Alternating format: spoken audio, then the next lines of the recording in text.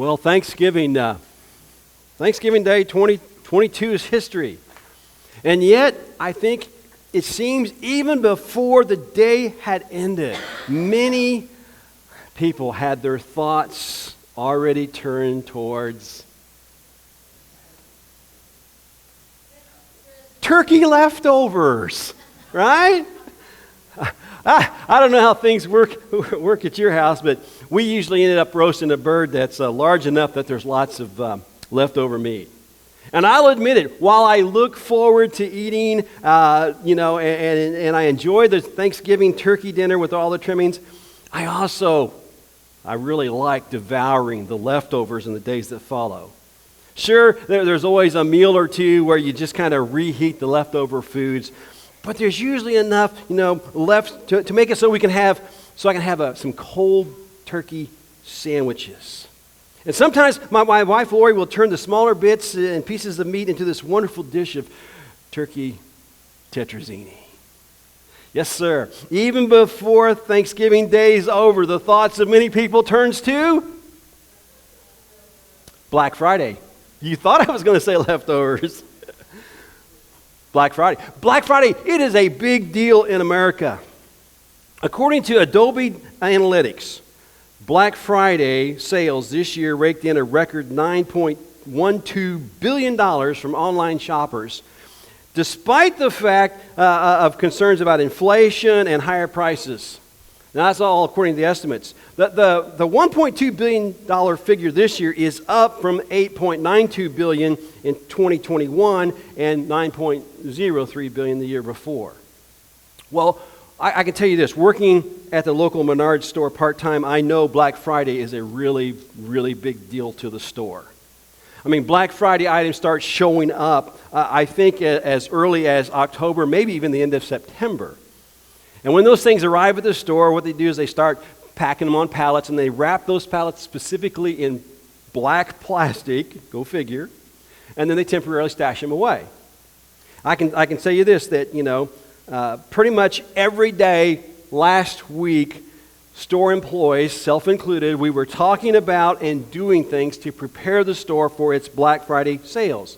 But what I discovered was that, we're not the only ones who prepared themselves for Black Friday sales. Plenty of shoppers did that. In fact, I think this was the first year since I've been there, and I've been there several years now, this was the first year that we had people actually set up tents outside the night before.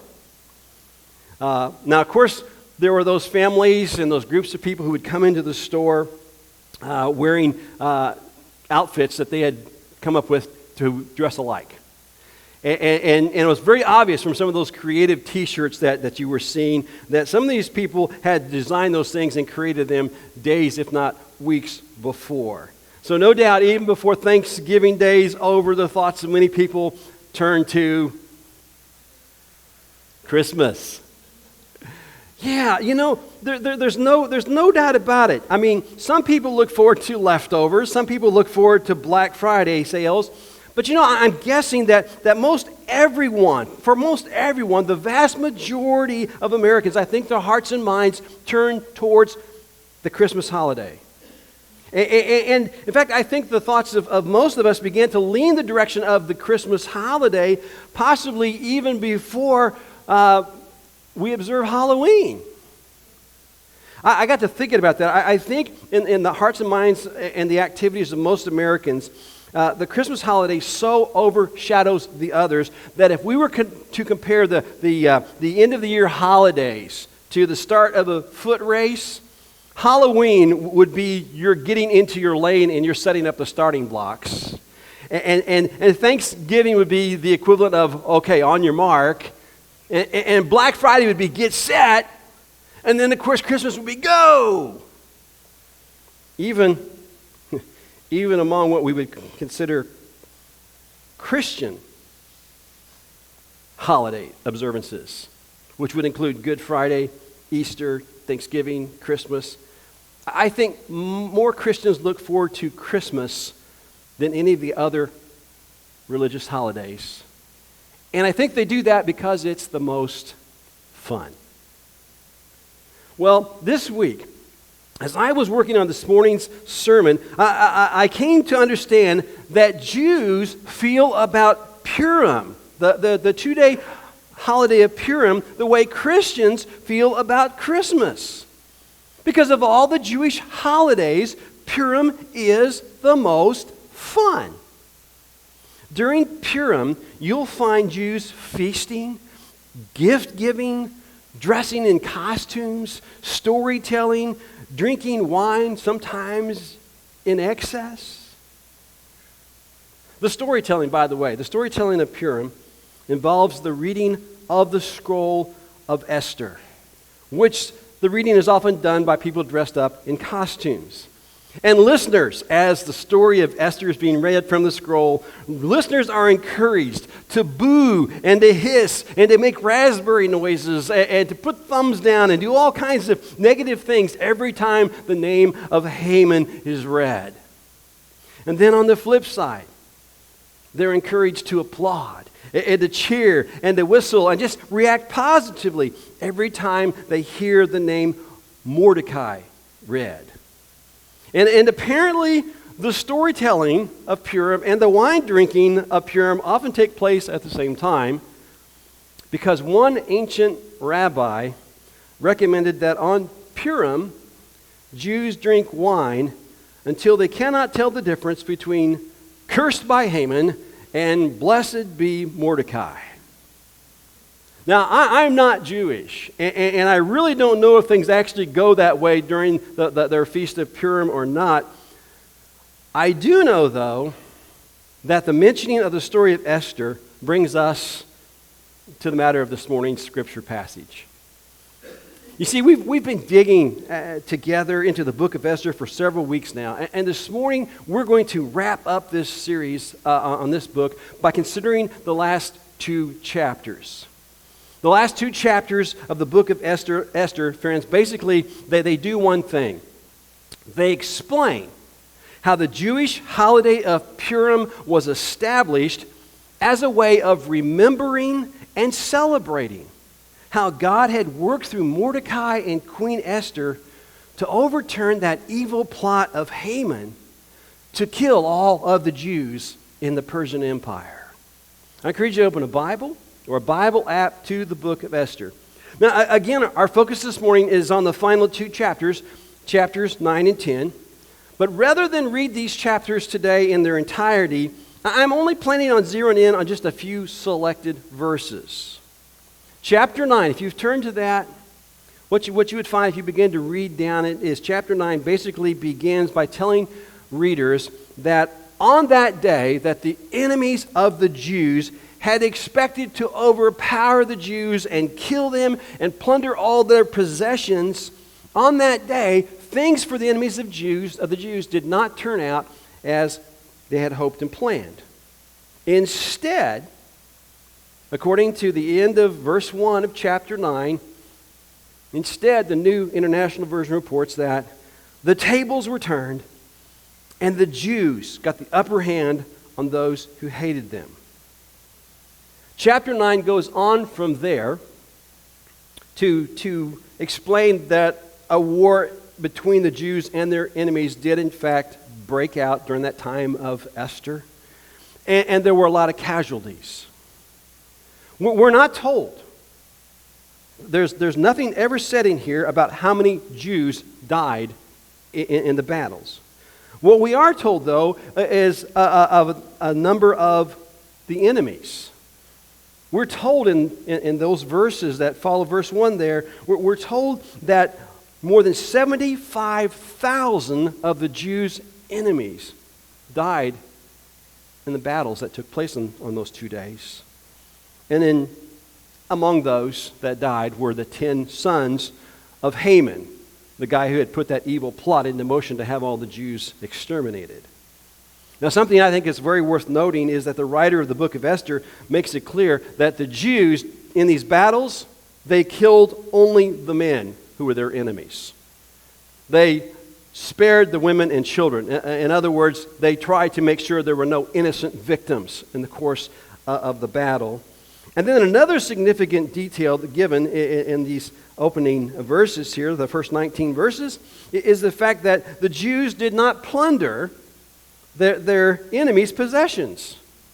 That detail, if you were to read down the first 19 verses, you'll find that detail given repeatedly. I think 4 or 5 times it's mentioned that the Jews did not plunder their enemies.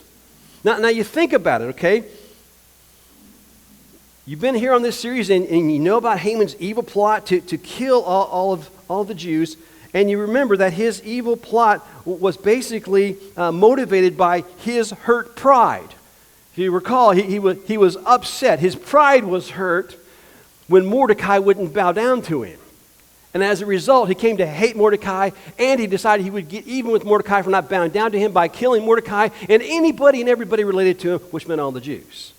And so, we've got this evil plot by Haman that was motivated by his hurt pride. And when you think about it, you realize it's all about retaliation and greed. The focus of Haman's plan, friends, was basically self-glorification. Prove to everybody he was the big man in the kingdom.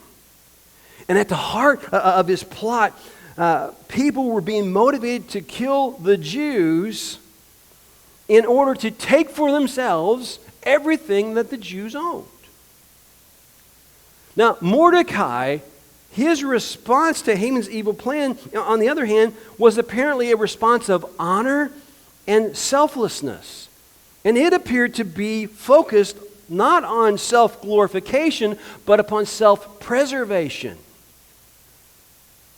As you read through the book of Esther and you start thinking about it, you just cannot help but notice that this contrast is very, very striking. I mean, Haman's plan was for the enemies of the Jews to kill and take. And Mordecai's plan was for the Jews to kill, but to kill only if necessary to survive. And then after the kill, to take nothing. Now, there's one other detail that I want to pull out of those first 19 verses of chapter 9. It's the fact that the writer of Esther mentions that while the fighting took place outside of Susa, while that fighting only lasted one day, the fighting in the capital city of Susa, it took place over 2 days. And the writer mentions that is why, he explains, that's why Purim is celebrated for 2 days instead of one. Because the fighting lasted 2 days. Now skip down with me in chapter 9 there to verse 20. I want to read from verse 20 through the end of chapter 9. We read, Mordecai recorded these events, and he sent letters to all the Jews throughout the provinces of King Xerxes near and far, to have them celebrate annually the 14th and 15th days of the month of Adar as the time when the Jews got relief from their enemies, and as the month when their sorrow was turned into joy and their mourning into a day of celebration. He wrote them to observe the days as days of feasting and joy and giving presents of food to one another and gifts to the poor. And so, verse 23 says, the Jews agreed to continue the celebration that they had begun, doing what Mordecai had written to them. For Haman, verse 24 says, for Haman, son of Hammedatha the Agagite, the enemy of all the Jews, he had plotted against the Jews to destroy them, and he had cast the pur, that is the lot, for their ruin and destruction. But when the plot came to the king's attention, he issued written orders. Basically, this is a summary of what we've read in the book already. But when the plot came to the king's attention, he issued written orders that evil scheme Haman had devised against the Jews should come back on his own head, and that he and his sons should be impaled on poles. And verse 26 says, therefore, these days were called Purim, from the word pure, because of everything written in this letter and because of what they had seen and what had happened to them. The Jews took it on themselves to establish the custom that they and their descendants and all who join them should without fail observe these 2 days every year in the way prescribed and the time appointed. A lot of people believe this is the entire reason that the book of Esther was written. I don't, but it does make sense that it's included in here. That's part of the reason. But a lot of people think this is the whole reason the book was written, just so the Jews would have knowledge, a history of how the Feast of Purim came about. I think it has a lot more than that for us. Verse 28 says, "These days should be remembered and observed in every generation by every family and in every province and in every city. And these days of Purim should never fail to be celebrated by the Jews, nor should the memory of these days die out among their descendants." Verse 29 says, "So Queen Esther, daughter of Abihail, along with Mordecai the Jew," remember he's the one who raised her after her parents had died, "they wrote with full authority to confirm this second letter concerning Purim.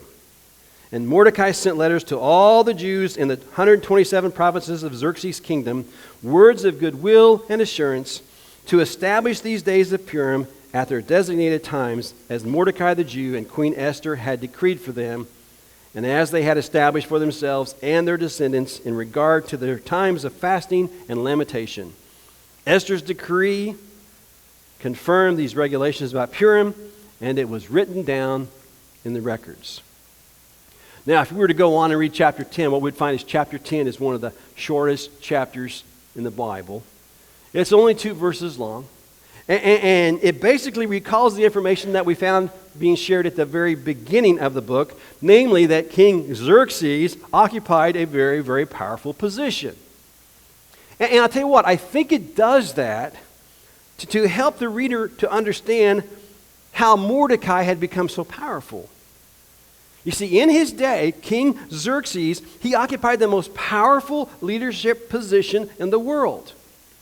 And what we find in the story of Esther is that Mordecai's position ends up being second only to the king. And you see, that explains how Mordecai was able to issue these commands and decrees and these letters and have them distributed throughout the kingdom. And most importantly to the story, it explains how he had enough power to establish this national Jewish holiday of Purim. Now, I do want us to catch what was said about Mordecai in the second verse there of chapter 10. Again, it ends the story, ends the book. But here's what we read there.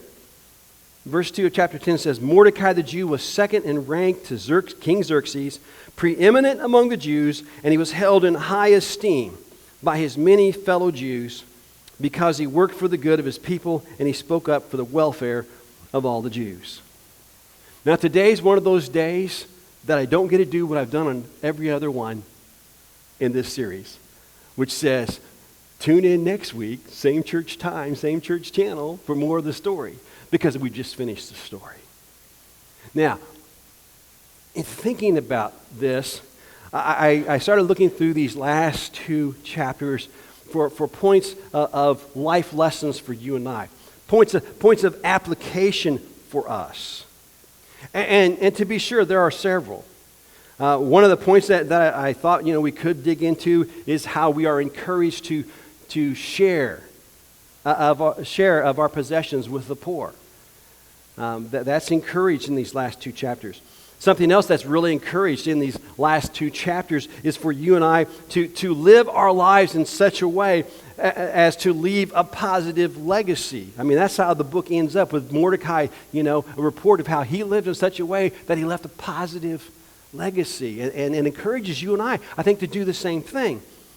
But I don't want to dwell on all of that. I really, given the time frame that we're in right now, and given the situation that we're in, I was thinking, we've been in 2 years of dealing with, 2+ years now, it seems, of dealing with COVID stuff. Heard on the radio on the way here this morning, they talk about the tridemic, and how right now, and we've got people here who aren't here because of some of these things that are taking place. Our youth pastor, his family, they're not here because their whole family's been hit with the flu. But right now, the radio's talking about, and everybody's talking about this tridemic, the fact that the flu's out there, and COVID's out there, and RSV's out there. And I've been thinking, we need some encouragement. We need some good news. It's time, after all, 2 years of dealing with a lot of this stuff and just having these weights put upon us, to start getting back to celebrating Christmas the way we ought to. And so instead of talking about those other things, I really want to just kind of focus in on one thing. Again, it's this idea of getting back to celebrating Christmas the way you and I ought to. That came to me as I looked at this and realized this story of Esther has basically two endings. I don't know if any of you are Lord of the Rings fans like I am, but I remember, watching the Lord of the Rings movies. And then they got to the very last movie, and it's like, oh, okay, it's like, the story comes to an end, all's well, it ends well, and then it's like, you're getting ready to get up, and people all over the theater, I watch it happen, people get ready to get up and leave, and it's like, wait a minute, there's more, and they sit back down. And there's like another ending. And they get ready to get up, and it's like, I think they had like 4 endings or something. It was crazy. It just kept going on and on and on with ending after ending. Well, there's a lot of movies. There's a lot of good literary works that have more than one ending. The book of Esther is like some of those in the sense that it has two. I really see like two endings here. And it's that second ending of the story that really kind of prompted me in my thinking towards, there's encouragement here for us to get back to celebrating Christmas as we ought to. You see, that first ending of the story really, I think the story kind of comes to an end when you get to that point in the story where you read how Haman's evil plot was destroyed.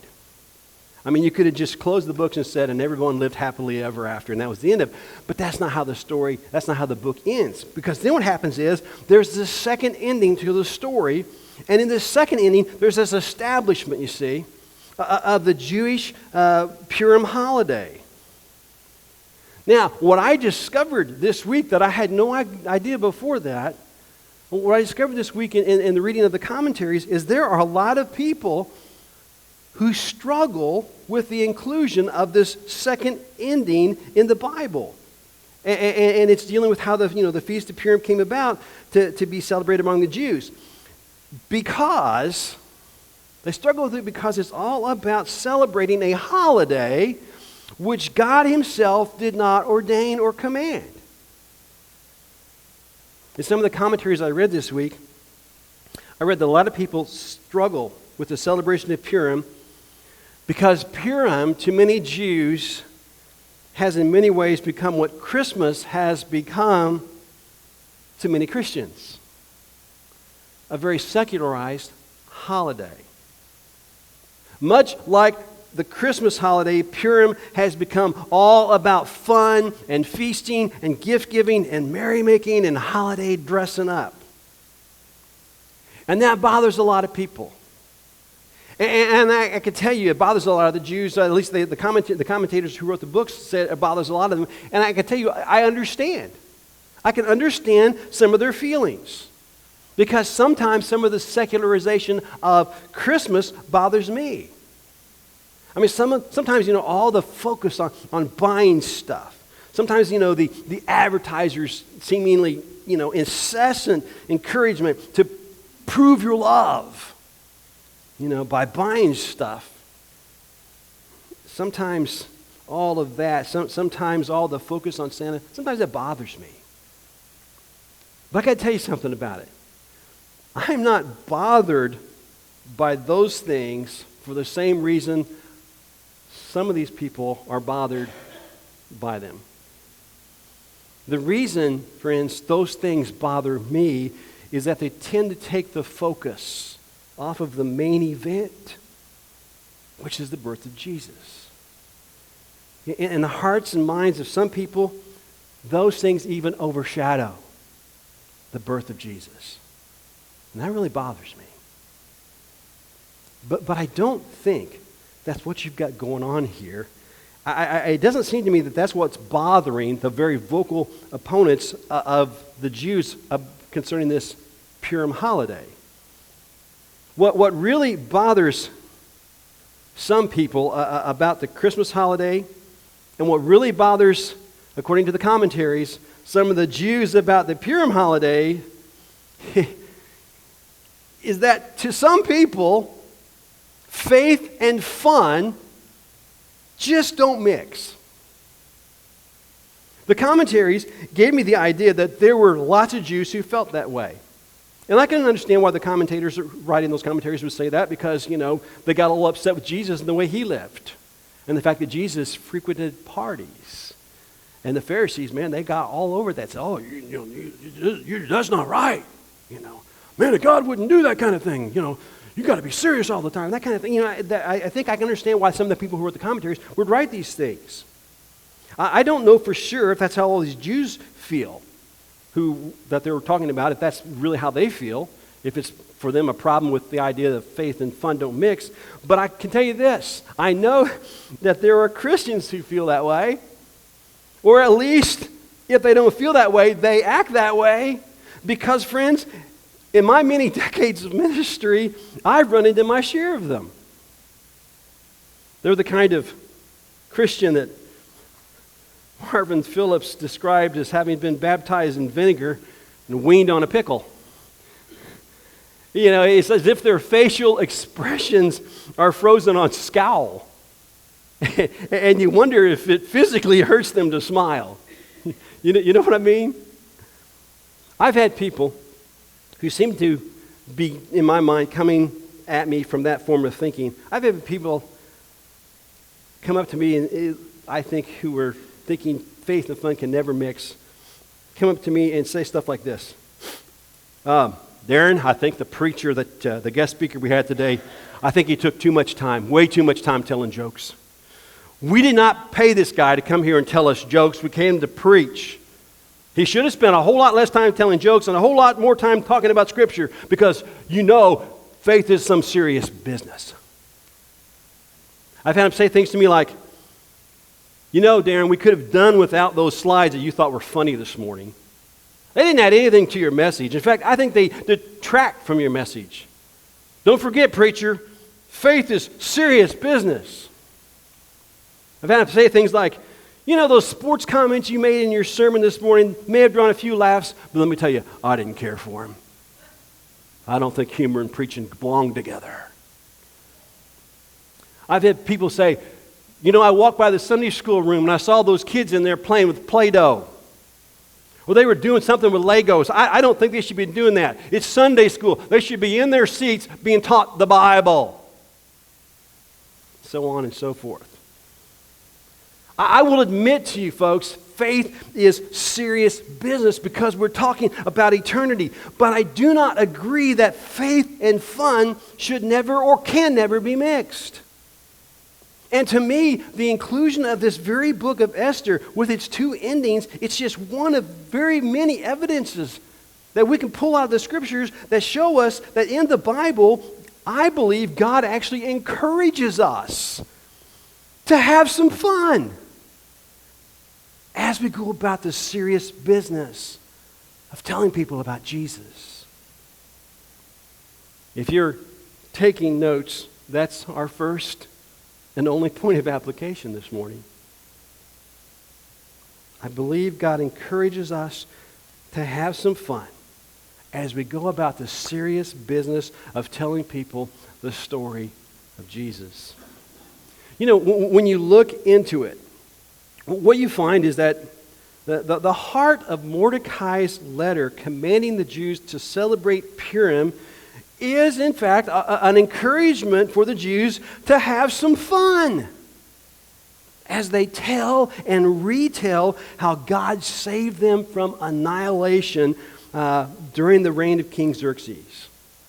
Mordecai commanded the people in his letters, he commanded them to have feast and to joyfully celebrate and to give gifts, during the Feast of Purim.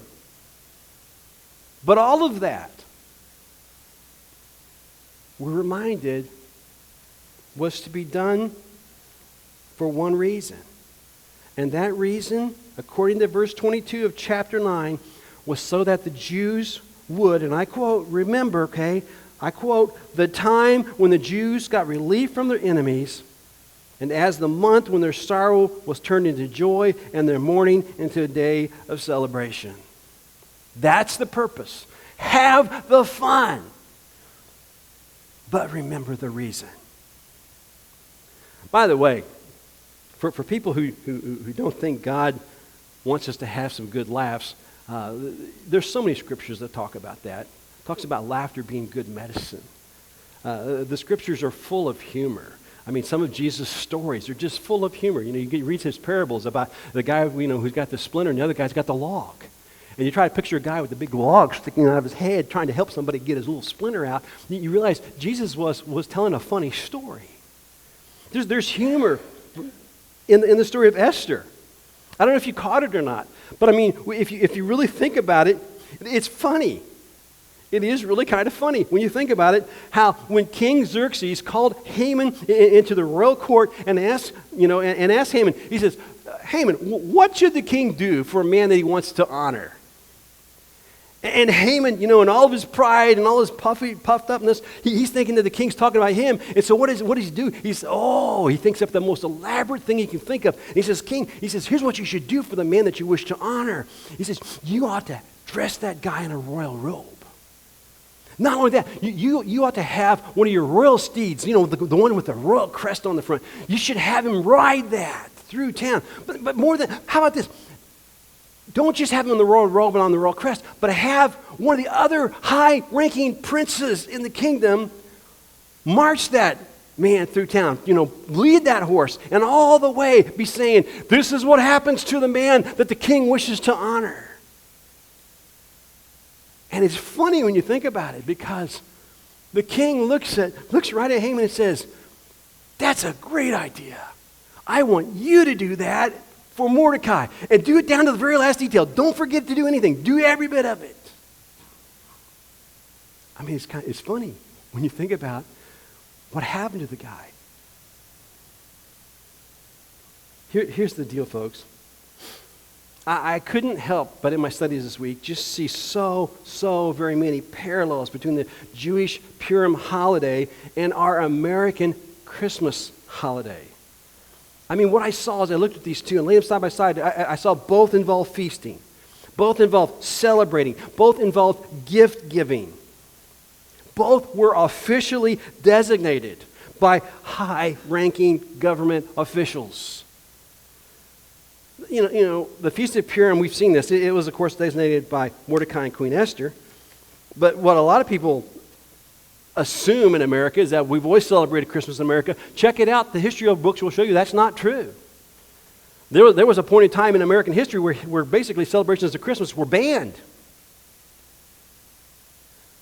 Christmas in America, as we observe it today, it's a holiday that was designated by President Grant following the Civil War in a hope to bring the nation back together. But most importantly about these two holidays is both revolve, you see, around stories of God saving people. Purim revolves around the Jews being saved from Haman's evil plot to kill them so that they could live out their years on earth in peace. And Christmas, it revolves around God sending Jesus Christ to the earth so that everyone who would put their faith in him so that they can be saved from their sins so that they can live forever with him, not in the Persian kingdom, but in the kingdom of heaven. And you know what? Even though I'd like to say I planned things all along in the series for it to end up going this direction, I cannot take credit for the way this worked out. I know when I planned this series, I thought, okay, I need to break this up here, and I'm going to put this here, and we'll just find how it works when we get to it. I wish I could say I planned it this way, and my thoughts were already on how Purim and Christmas relate when I planned it, but I didn't. I can't take credit for that. I really kind of think God had a hand in all that. What I will say is, friends, is I'm glad things worked out the way they have.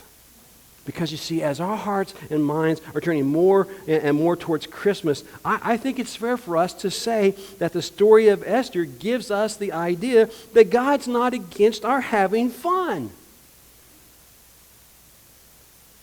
And really being joyful as we celebrate Christmas.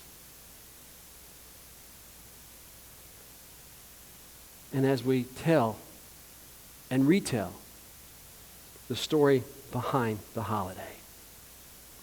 In fact, the inclusion of the story of Esther in our Bible gives me the idea God encourages us to have the fun as we tell and retell the story.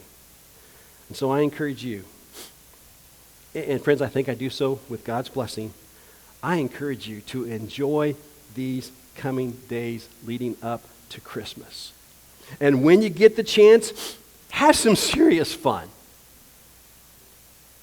Go ahead.